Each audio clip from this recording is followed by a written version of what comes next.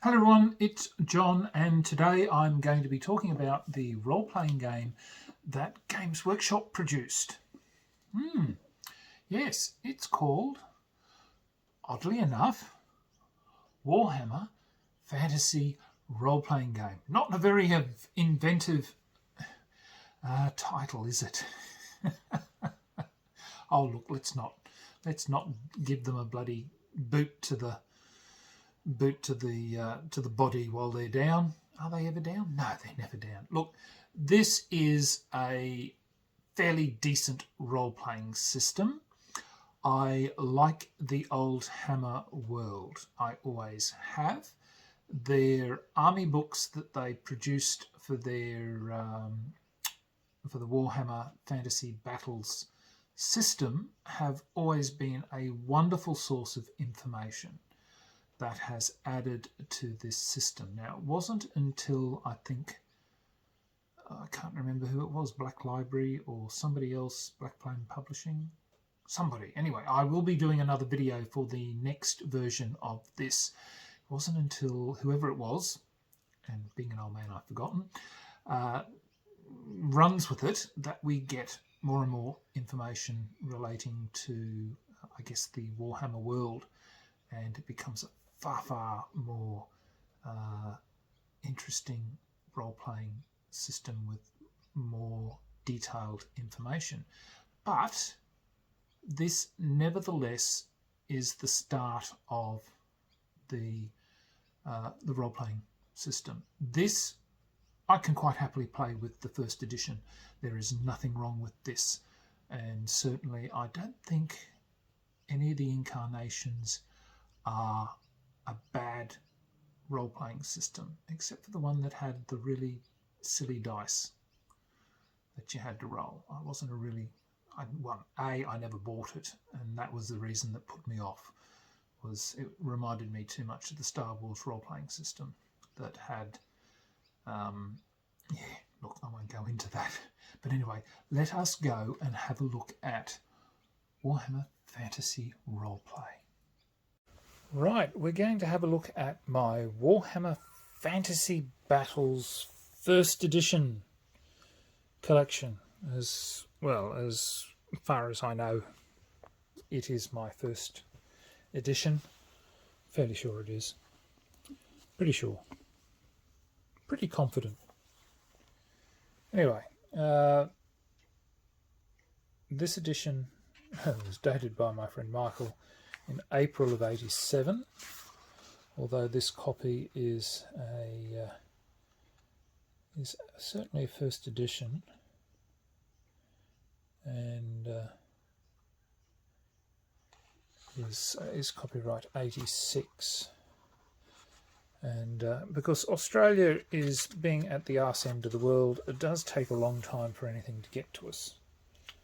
So I'm quite pleased, because once again, this would have been, as soon as this hit the shelves here in Australia, this would have been snapped up by my gaming group and I rather quickly.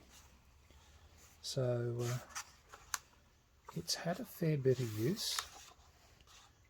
But still lovingly looked after.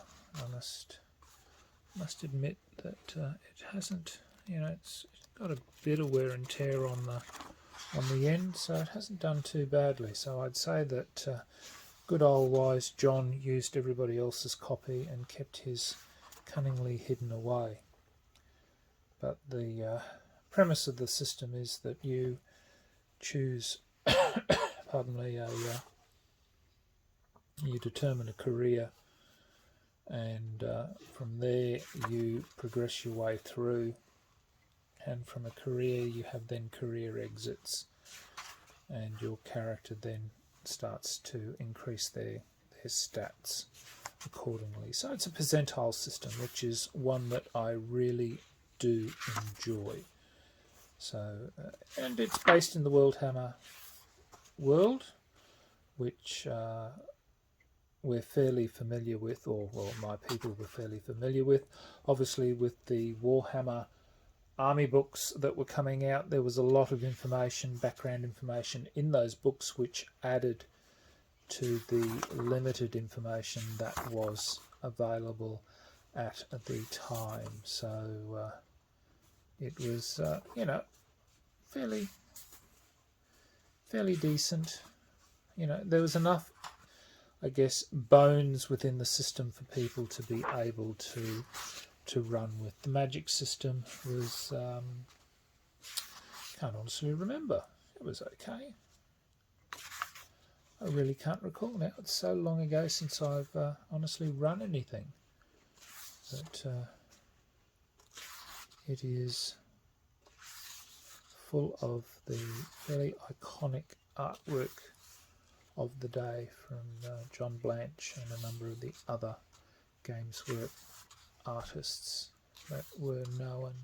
So that is the you know, the role-playing system. It went for what, about how many pages? Quite a few. You know, that was the role. That was the character. That was the character sheet. Only 364 pages. So it was a nice hardcover. I believe a soft cover came out a little later in some of the other editions. I think. Well, I know because I've got a soft cover edition of this that I was given to by a friend, which I will use in any future games that I will run, because this book is suffering just a little bit of damage now along the spine, so I need to probably keep an eye on that. So the first, I guess, a lot of expansions or supplements that started to come out were these, and this was what we then had were these adventures, and they came out in this format, which was like this. You had a have I got this around the right way? Yeah, I do now. So you had a folio, a foolscap, I believe it was called back then. So you had your adventure all laid out in here, which was good. I quite liked it. Then you had some NPCs, and you had cutouts, or things you could cut out. You had the riverboats, your maps. I quite liked this. I like this style that they did. And then you had a nice map, which was, you know, it was blank on one side. I can't remember what was on the inside. Ah, that's right. So you had a very nice big colour map on the inside for Drakwold Forest. So there was a map in there, which was really handy. So that was the first adventure in what they would call, I believe, the Enemy Within campaign. So that was the first one. Then came Shadows over Bogenhoffen, which followed the same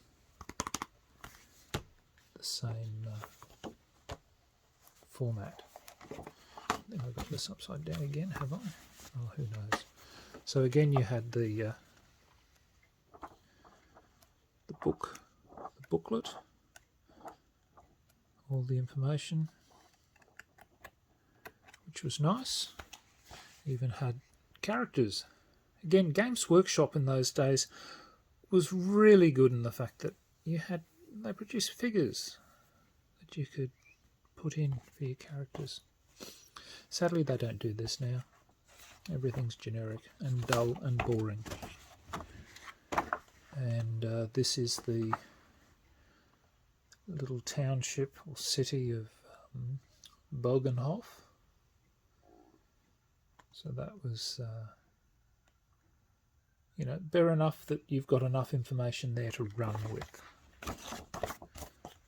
Then you've got your pull-out section of information.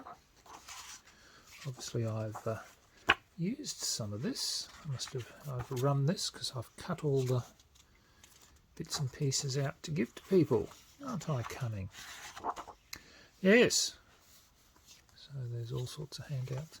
Then there was this map, Ooh, very handy actually. I could have used this for some D&D stuff that I was running at one stage. So you've got a map,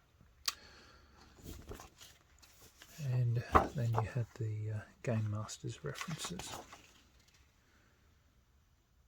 So this was later, which you'll see a little bit further on. You'll find that there's a this was later replaced with a hardcover book that took both this and the earlier one, which was called Enemy Within and Shadows of Bogenhoffen, and it became a hardcover, which is this one here. See, The Enemy Within and Shadows over Bogenhoffen became a 1-volume book. Then we had their first, I guess, box version, which is called Death on the Reich. And you had a map for this, nice colour map. And which is really, really useful. Multi-purpose, I can use this really for any game system. And so you've then got the Reichland and the Barren Hills. So really useful, you know, useful for anything if you want to run a campaign system for anything within the Empire. Then you got River Life of the Empire. So it talks about obviously the barges and such. So that talks about that. And then you have the campaign, so or the particular adventure. So that is all littered with all the information. Sorry, I'm starting to lose this out of focus again. I do apologise. This is the problem. I see what I'm seeing, but I can't see what my camera or phone picks up. So I do apologise if you get cut off. And then there's all these handouts. So it would appear that I've not actually run this one because nothing has been cut. So there's all these very nice cutouts, player handouts that can be given to players.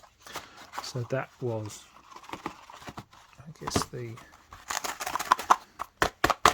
last of the generous days of Games Workshop, I think, is how I will refer to this, because after that we start to move towards the streamline versions of their publications, where we now get the books. And yes, they're very nice. They're hardcover, which means that they're going to last. Yes, we still got our maps, at least. So the maps are in the back, and cutouts, I believe, are still at the back, but obviously you lose them when you have to cut them out. So, but then you would have had that with the other edition as well. So that is the first 2 modules that I showed in a book form. So that was the first one. Actually, I might just stick that up here to show that we've gotten through that. Then there was Something Rotten in Kislev, was the one I believe that followed after it. So I've got these out of order. I do apologise. Yeah, the Queensland weather here is not very good for long term. Now you did have cardboard sections to play across, but of course once you cut them out, that's your book sort of lost everything. But you know, it's there for you if you so wish to do. Then your usual for the time, a different colour, and that, so information and your adventure. So it's a fairly standard. Takes place there, so quite nice. Then we had Power Behind the Throne. Same style as the previous, cutouts, handouts at the back, and the adventure. Fairly nice glossy stock paper. Artwork, of course, standard. G-Dub didn't really, I think, skimp with some of their artists are quite good. Some of the artwork could be a little better, but that was that one. So that, I believe, finished The Enemy Within. Then it started this one here, which was the Empire in Flames. Supposedly finished, I believe, the Empire Within campaign, I think. I'm not too sure. As I said, I've not played them. Once again, I was a collector of Games Workshop material at the time. Well, once again, I collected these books as they came out, and they weren't coming out that that badly that they hurt your pocket at the time. So it wasn't like, you know, they're coming out weekly or anything. So for, you know, it's not like I was trying to collect these books, you know, so quickly that I was penniless. So it's not like trying to collect these books today. You know, it would be a fairly expensive deal, I would think. So again, all of these books were bought at the time that they came out. So, you know, this, you know, my collections for probably 99% of the time have been purchased at the time that they were released. So this is showing a collection that has been built up over, you know, 40 odd years worth of collecting. So it's not like I've just suddenly decided to start collecting all this material and I'm cashed up. So yeah, this is another one that they did. Again, you know, I just love reading the information. And the fact that it's always useful that, you know, you can always, as a game master, you've got, here you go, you've got dungeons or whatever. You can cross-use them in any role-playing system at all, which is wonderful, you know. Any forest, any village, you can use it anywhere. The Restless Dead was that adventure. And then they gave you this book here, which was a Warhammer City, which was for Middenheim. So that covered, so you got a map of Middenheim. So there's that one there, which I'll try and put back in without crushing everything. And then you had City Watch and all the instables and stuff. All nice. So it hasn't done too badly for its time. Then we move on to, they moved away then from hardcovers and started to move towards soft. And what did they have? So they then had a Doomstone trilogy, which were these. They did 3 of these, from what I understand. And there was the Doomstones, there was Fire in the Mountains, Blood in the Darkness, and Death Rock. So there were 3 of those, and again, just standard adventures to progress through. Then there was one called Dwarf Wars.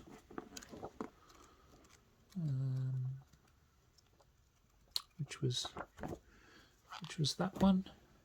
Lichmaster. Now, I was pleased to pick this one up because I lost... Well, I think I've got the box still for Terror of the Lichmaster, but I've lost all the information in regards to the actual adventure, and I think most of that is duplicated within this particular